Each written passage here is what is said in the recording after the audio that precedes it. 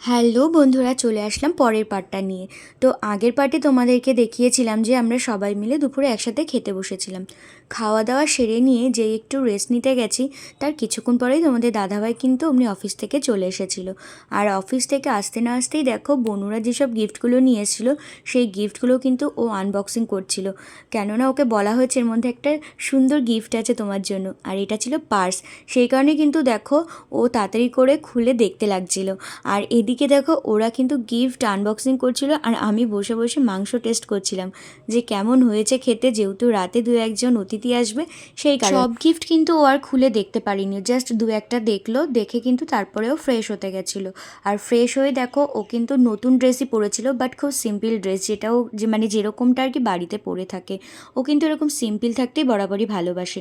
তা ও তো ফ্রেশ হয়ে নিয়েছিল, আর আমি কিন্তু কোনো রকম কোনো সাজগোজ কিচ্ছু করিনি। মাকেও দেখছো, মাও কিন্তু কোনো সাজগোজ কিচ্ছু করেনি। আমরা জাস্ট একটা গেট টুগেদার, জাস্ট ঘরোয়াভাবেই বলতে পারো, এরকমভাবে বার্থডেটা সেলিব্রেট করেছিলাম। এরপর দেখো কেক কাটিং হবে বলে এখানে কিন্তু কেকটা বার করে নেওয়া হয়েছে, আর ও কিন্তু বসে পড়েছে।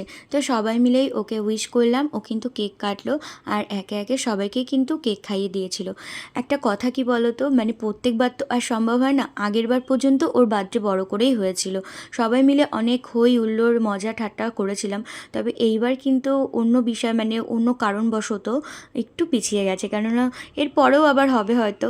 তবে এইবার কিন্তু অনেকটাই কিন্তু ছোট করে হয়েছে, মাত্র আমরা কয়েকজন মিলে এইভাবে কিন্তু ওর বার্থডেটা সেলিব্রেট করেছিলাম। তবে ওর খুব ভালো লেগেছে, ও ভেবেই ছিল যে এইবার হয়তো কিছুই হবে না, তাও কিছু হবে না ভেবেও যে কিছু হয়েছে এটাই ওর কাছে অনেক ছিল। কেননা ও সত্যি ধরে নিয়েছিল যে বার্থডে বলতে এবার শুধু একটু জাস্ট কেক কাটা হবে এইটাই, তবে এতটা হবে সেটাও কিন্তু ভাবতে পারিনি। তো ফাইনালি কেকটা কাটা হয়ে গেল, সবাইকেই কিন্তু ও কেক খাইয়ে দিল, তোমরা দেখতেই পেলে। কেকটা কেটে নেওয়ার পর দেখো আমি কিন্তু ওর জন্য খাবারগুলো গুছিয়ে নিচ্ছিলাম, মানে ওর প্লেটটা কি কি সাজানো হবে সেই সব কিছু কিন্তু গুছিয়ে নিচ্ছিলাম, যেহেতু একটু পরেই ওকে খেতে বসতে হবে সেই কারণেই। তো আগের ব্লগে আমি তোমাদের সাথে শেয়ার করে উঠতে পারিনি যে মামুনি ওর জন্য কি কি রান্না করেছিল। তো চলো এখন সেটা আমি তোমাদেরকে বলে দিই। ছিল হচ্ছে মাছের মাথা দিয়ে মুগ ডাল, পটল চিংড়ি আর চুনো মাছের ঝাল, যেটা খেতে তো ও খুবই পছন্দ করে। আর ছিল চিকেন কষা, আর মিষ্টি ছিল, পায়েস ছিল, চাটনি ছিল, আর সাজিয়ে দিয়েছিলাম স্যালাড। আইসক্রিমটা ছিল, বাট আইসক্রিমটা সাজিয়ে দেওয়া হয়নি, হাতে নিয়েই বসে পড়েছিল। তো চলো এই ছিল ওর জন্য খাবার, যেটা মামুনি কিন্তু নিজের হাতে সব কিছু করেছিল। আর হ্যাঁ, মিষ্টিও ছিল।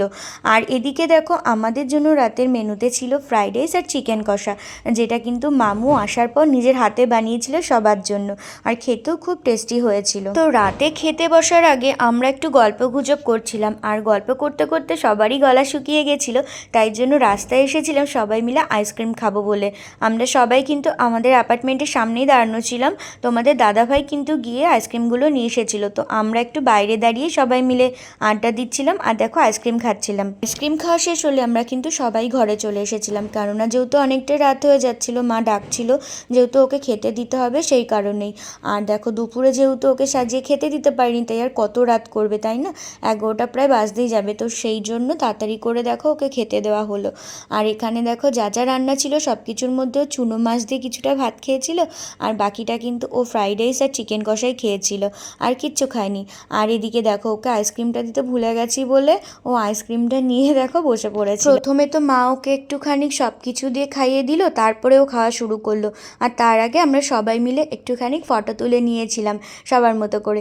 একটা গ্রুপ সেলফি না হলে হয় বলো, এইবারের জন্মদিনটাও তো একটা স্মৃতি তাই না, যেটা যতই ছোট হোক না কেন, ঠিক তো।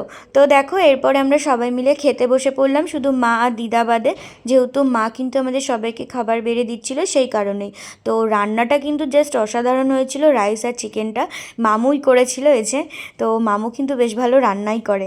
তো চলো বন্ধুরা, টাটা, ব্লগটা এই পর্যন্তই। কেমন লাগলো অবশ্যই জানিও, যদি ভালো লাগে তাহলে কিন্তু লাইক করো, আর আমার সাথে একটু থেকো। যারা যারা আমার ভিডিও পছন্দ করো তারা কিন্তু অবশ্যই ফলো করো। তো চলো টাটা, দেখা হবে নেক্সট ব্লগে।